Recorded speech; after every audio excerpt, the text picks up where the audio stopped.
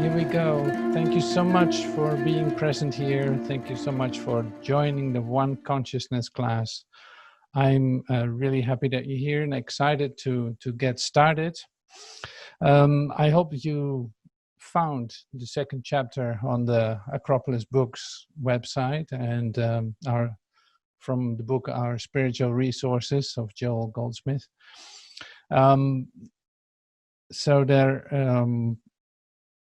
The chapter that we're going to use today is the government is on his shoulders, and so that is quite a specific chapter.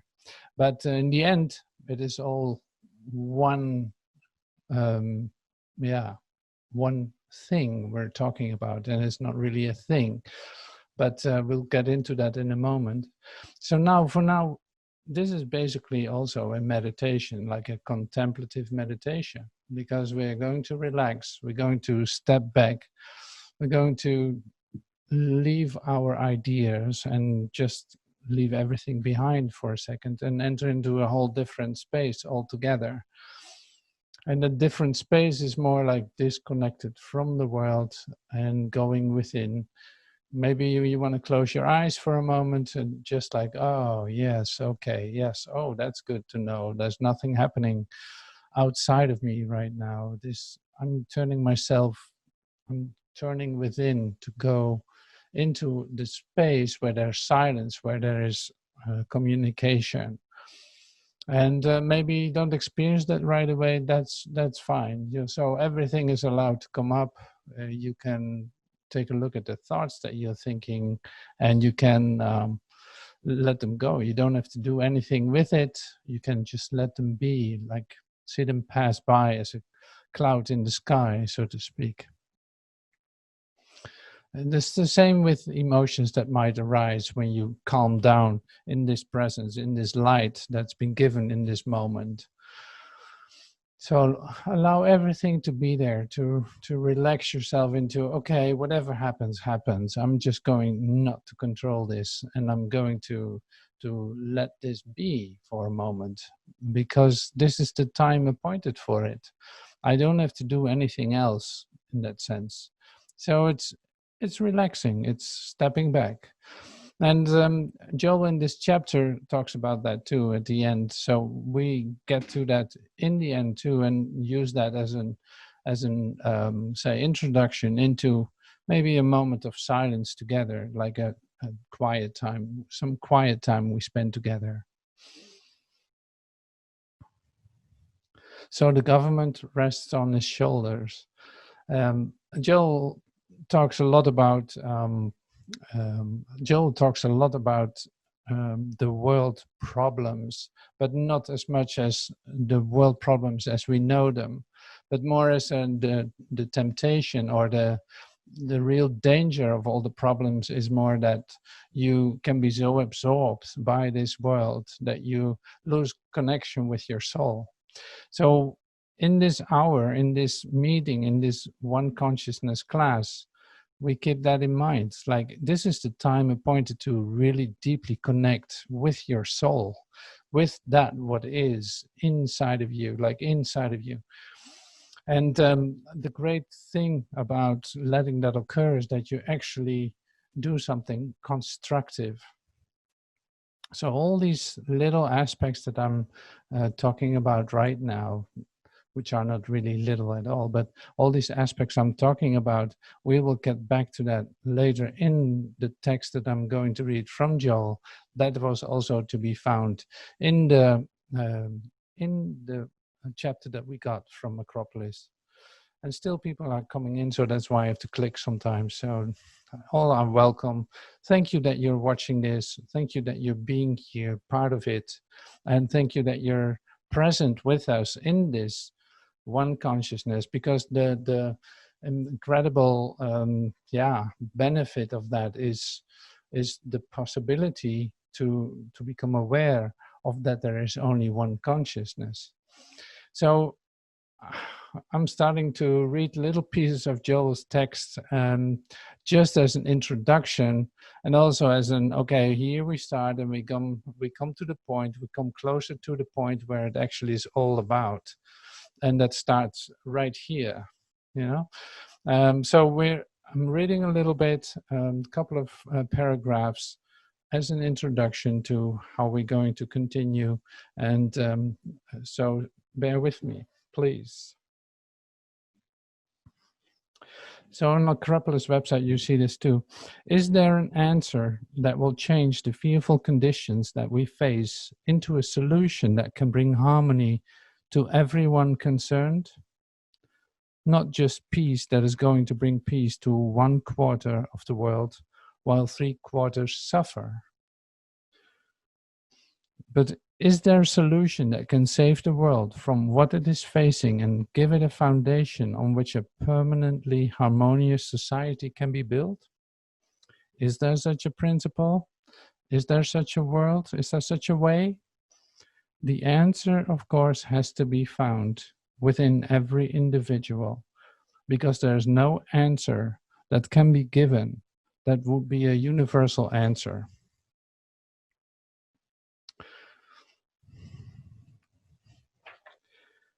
And so is there such a principle? Is there such a way?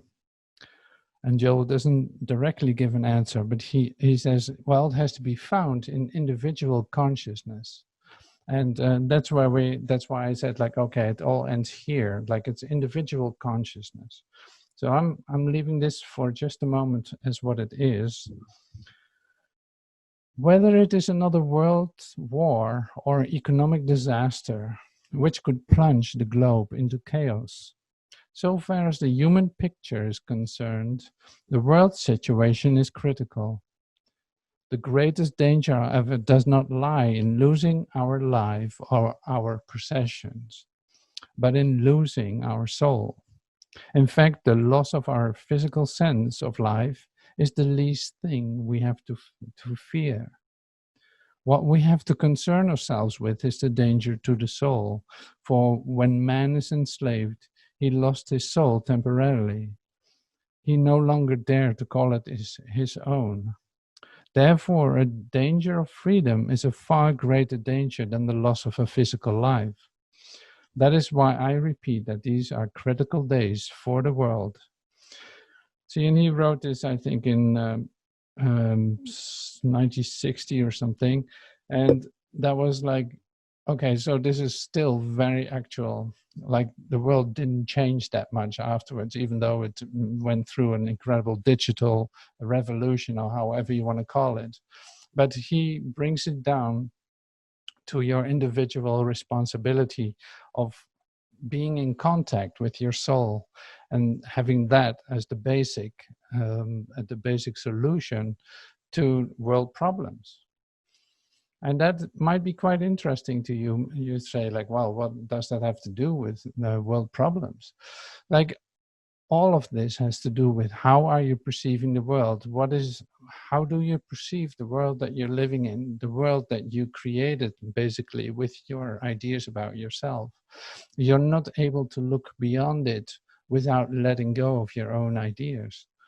So that is already 2 steps ahead. So I'm going back a little bit more. So one more paragraph I would love to read.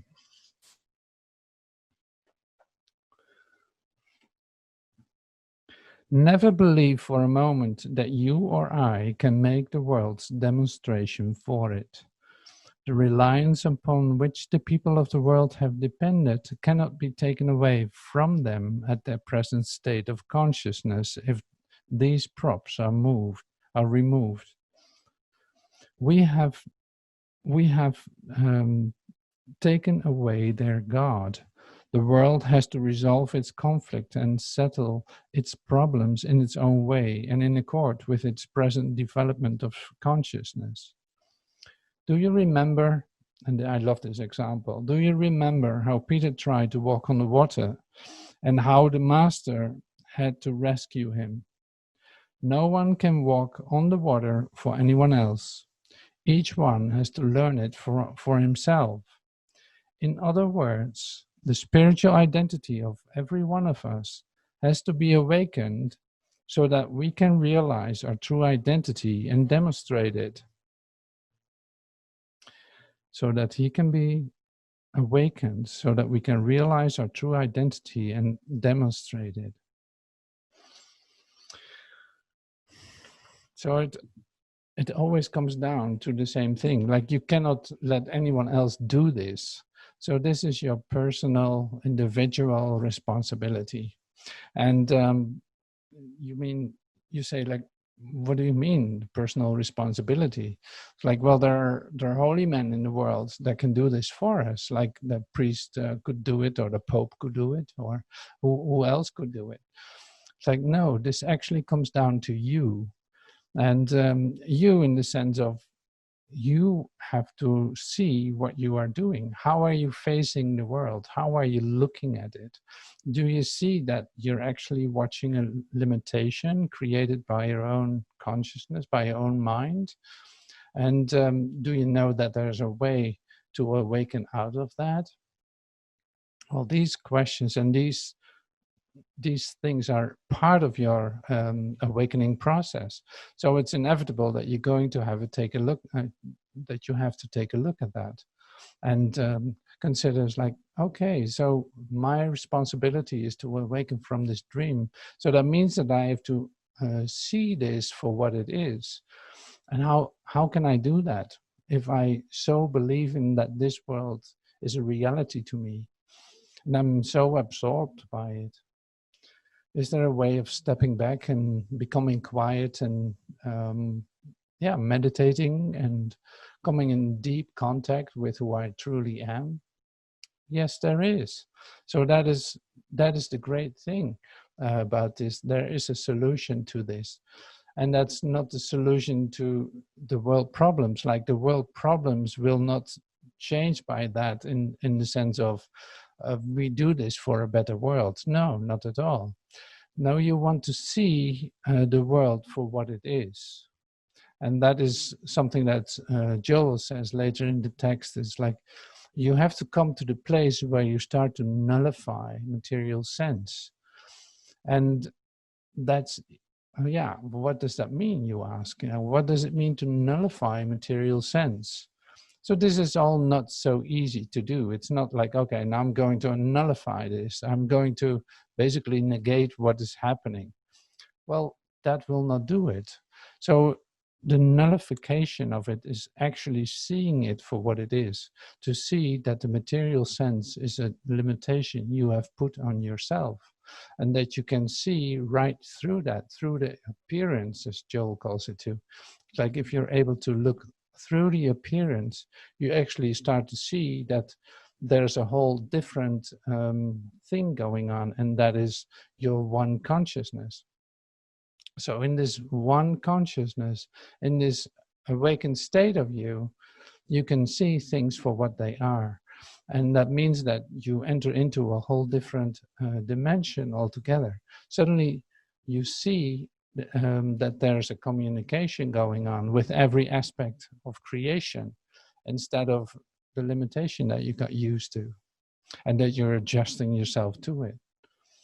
So in the meditations that we do, or in the relaxing times that we do, it is always like, okay, leave your ideas behind. Let yourself, let that go. Don't hold on to any ideas about yourself. To be able to enter into the present moment, you don't need anything. So you also don't need your ideas, concerns, and all of that. So you leave that behind.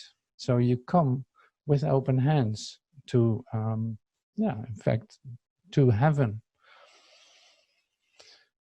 So these things you have heard before, and it has been said, and it has been spoken, so to speak. So that is, the idea is nothing new. So that is why I love to come back to it, because it is a practice, it is a remembering, it is taking time to go through this process, taking time to be still, and making a connection with you, with your soul, and letting that speak, and starting to listen to that, and starting to follow the guidance that comes from it. So that's an amazing possibility. Imagine that you didn't have a choice in that, and that you still believed the world was completely real as you know it, and that you had to suffer that life that is limited by an idea of, okay, I'm here for 80 years and I'm going to die, or then I'm going to die and finally pass on to the next step. Like, no, that is not the case. That is not what life is.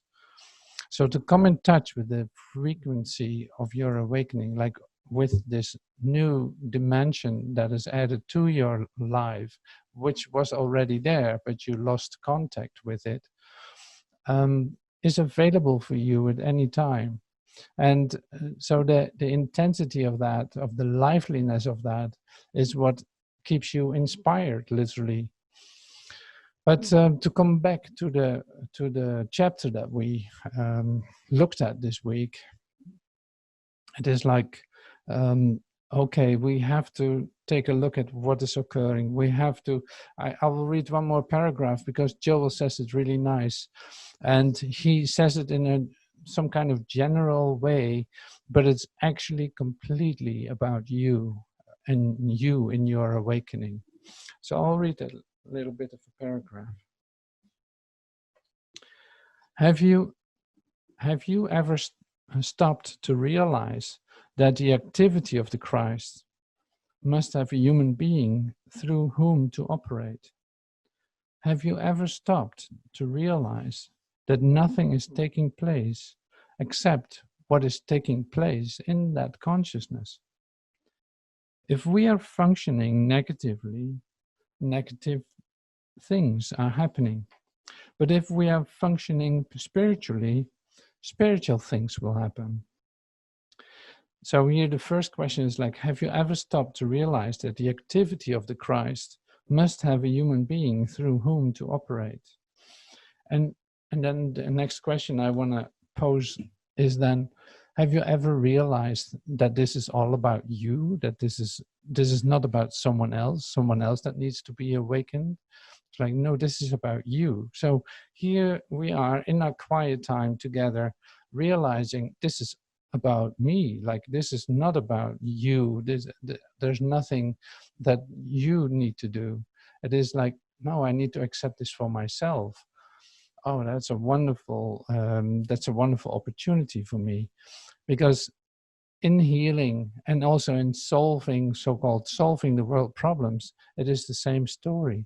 I will have to accept this, like my true nature. I have to accept my Christ consciousness for myself.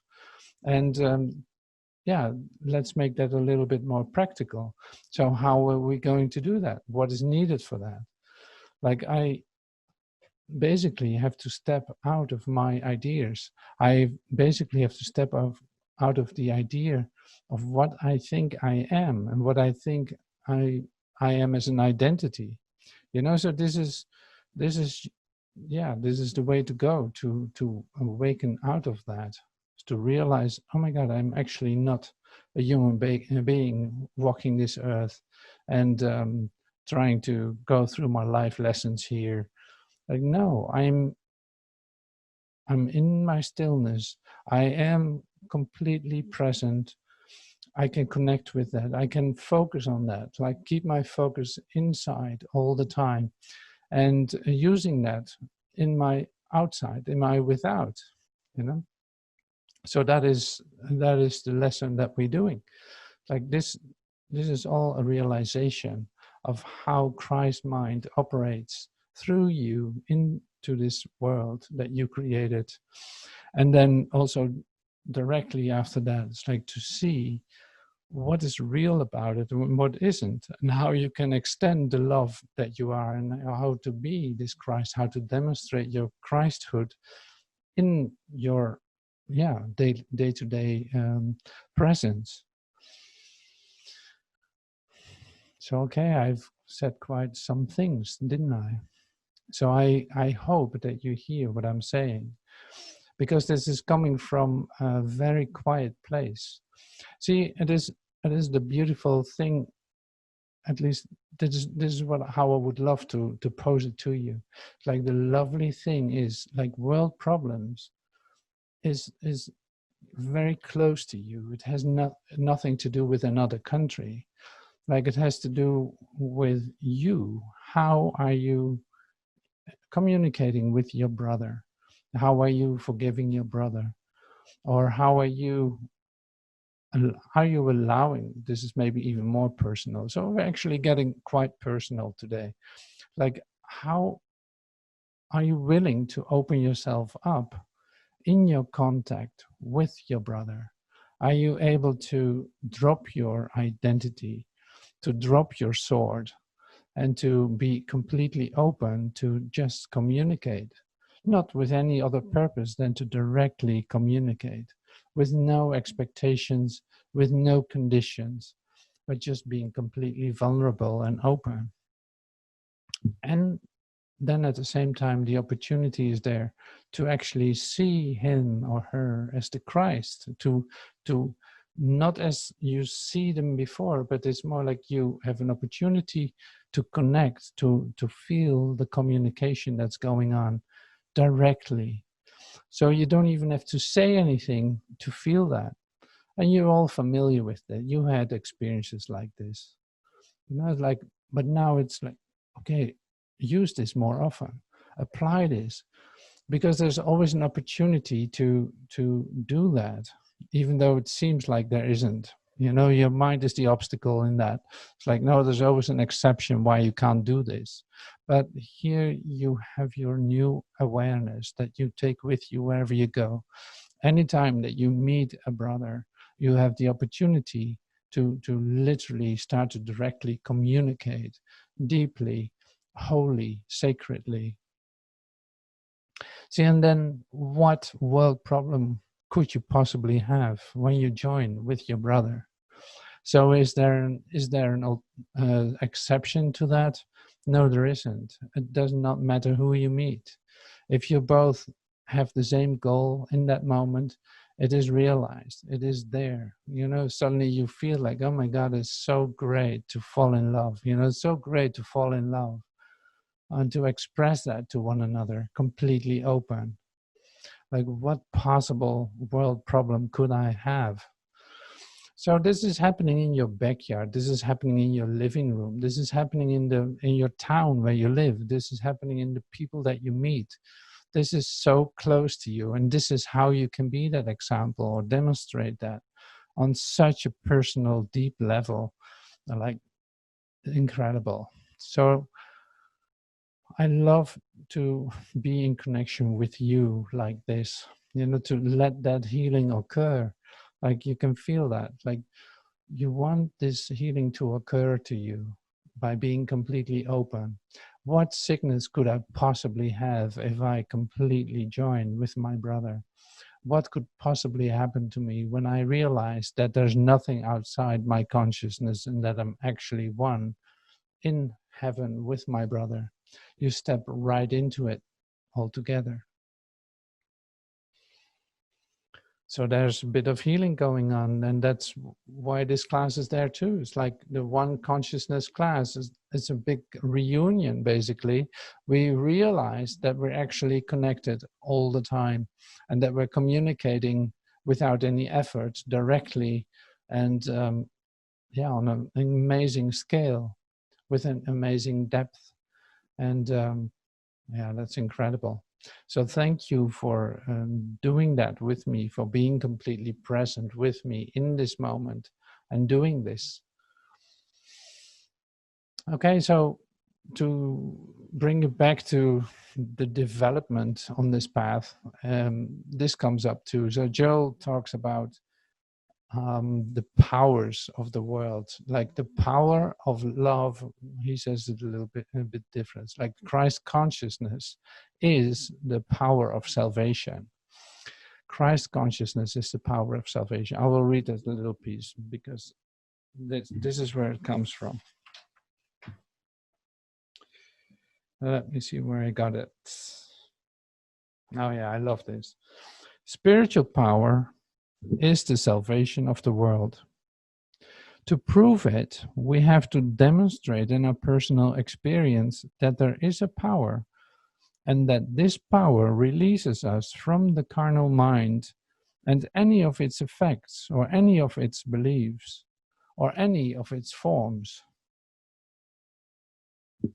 So spiritual power is the salvation of the world. To prove it, we have to demonstrate in our personal experience that there is a power, and that this power releases us from the carnal mind and any of its effects or its beliefs or of its forms. So there's so much in it. I'll get back to it in a second. So how is the big question. How do you do that?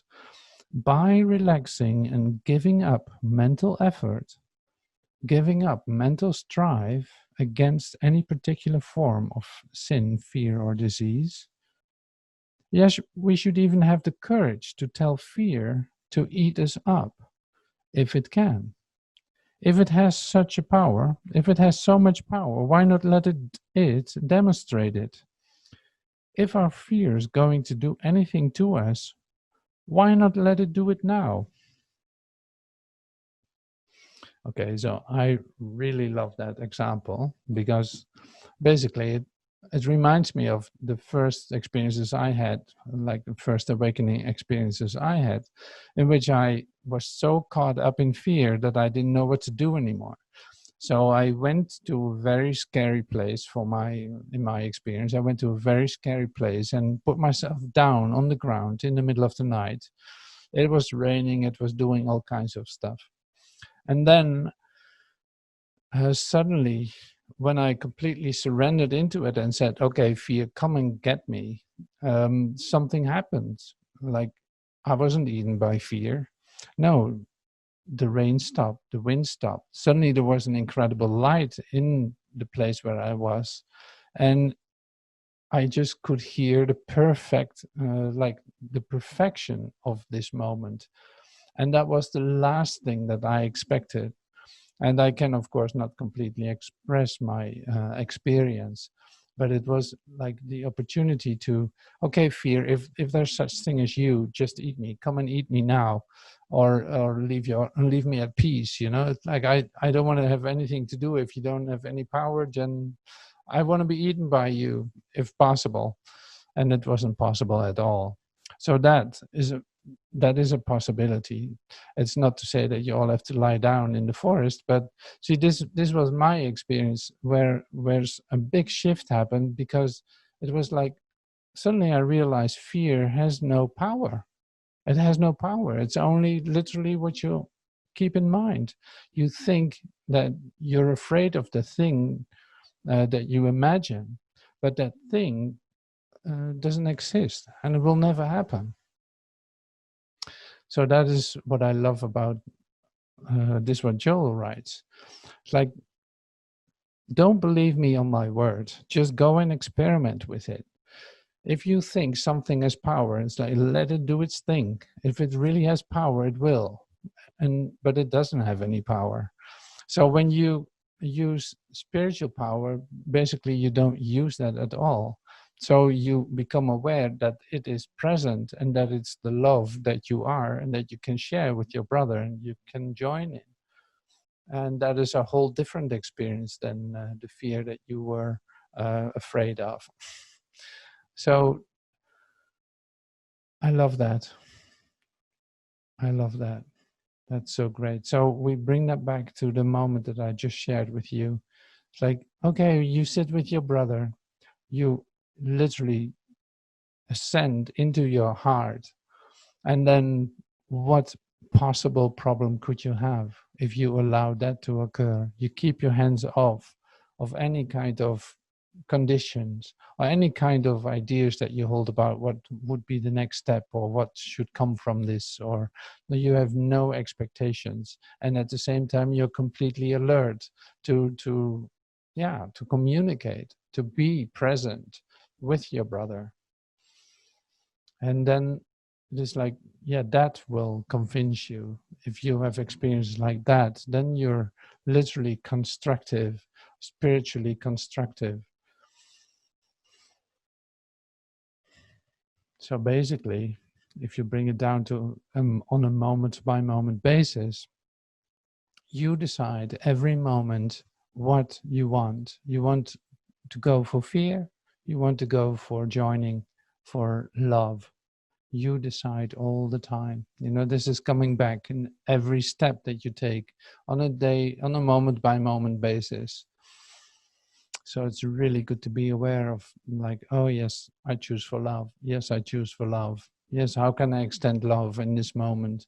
What am I supposed to do? Please show me, instead of filling in what you have to do against your brother, or out of fear to protect yourself, or to see if there's a solution that you can come up with. All that is not necessary. So I love that. I love that. Hmm.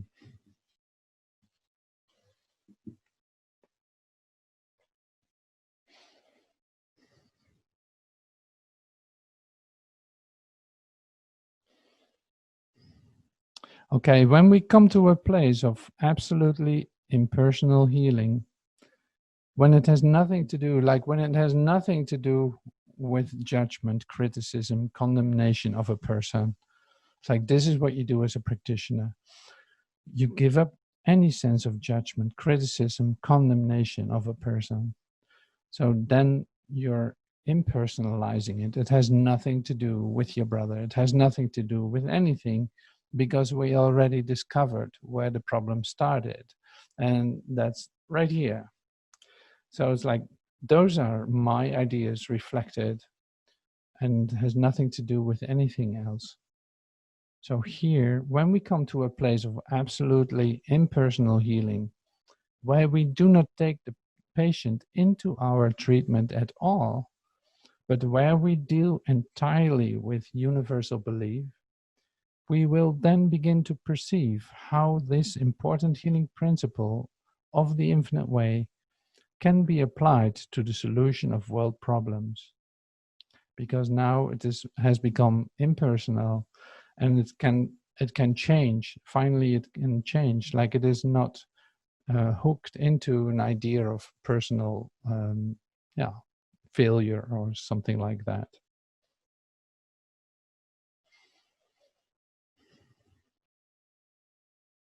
Okay, so here Joel says to, and this is in the subchapter, world problems will be solved by a change of consciousness. Let us accept the responsibility that our consciousness is either being a blank to the world, being destructive to the world, or being spiritually constructive. We determine that by the degree to which we open ourselves to spiritual truth. The conscious devotion of a few minutes of every hour to truth keeps our consciousness filled with truth continuously. The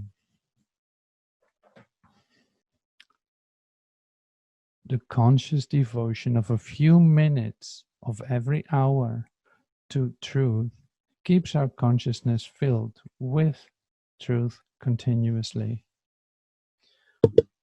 So that cannot be too hard, and yet it seems pretty hard sometimes. You can slip away into some kind of idea, but that's okay too. It's not bad, or you don't have to condemn yourself for that either. It is just when you start to feel, when you become aware, literally, that you're not connecting with truth for a moment, that you forgot it, you already start to remember it. And you can immediately do your 4 minutes or 2 minutes or 10-second meditation after that. So then you keep your lamp filled, like we said the last time too. It's like you keep your lamp filled. That is how this works. Then it is like, yeah, you stay right on top of it. And that is not because then truth is available. No, it is more like, no, you do this for your own consciousness. You want to stay in touch with truth. You don't want to lose connection with your soul in this. So here you are. You have the beautiful opportunity to have truth in your awareness, in a place that has nothing to do with truth, what you call your world. So that is the practice also for today and also for tomorrow. It's like, okay, every hour, just a couple of minutes, just stand still. It's like, oh, right, yes, okay, this will, Yeah, here we go. Here's God consciousness. Here's my Christ consciousness. Here's my stillness. So please join me in that for just a couple of minutes. In this moment, let's become quiet and let this happen to us. In the light of our union, in the light of our union.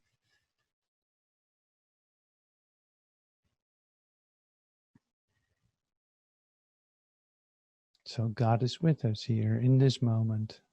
We're never disconnected, but we want this in our awareness.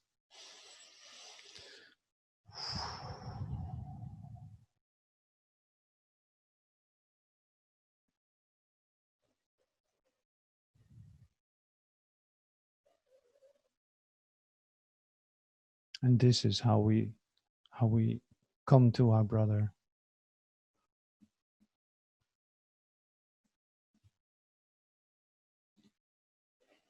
And this is how we do that. This is how you come to your brother, literally, in this stillness. This is where you meet him.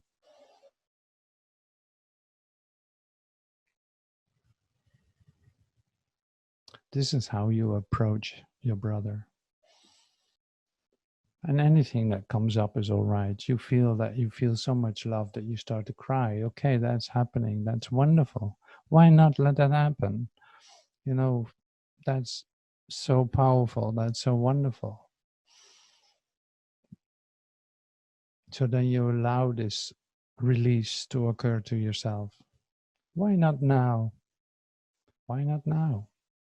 There's no better moment to do this. So that's so great. Thank you. Yeah, there you go. There you go. That's fantastic. Ha.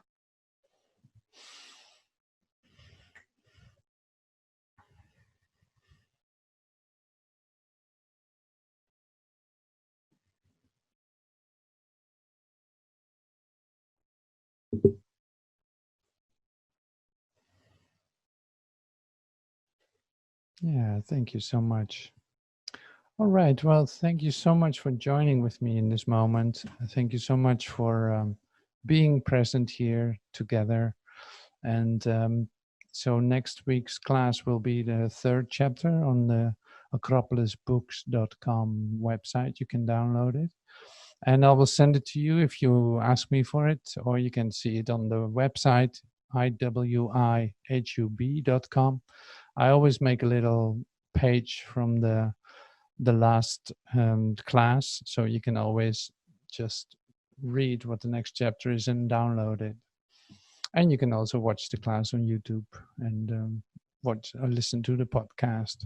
So there's a lot to do to remember. All this is for remembering, and this is just the way this is given me to do. So that's why I do it this way. So I'm really happy that you joined with me in that, and I hope to see you next week or next month or maybe tomorrow. All right. Thank you so much.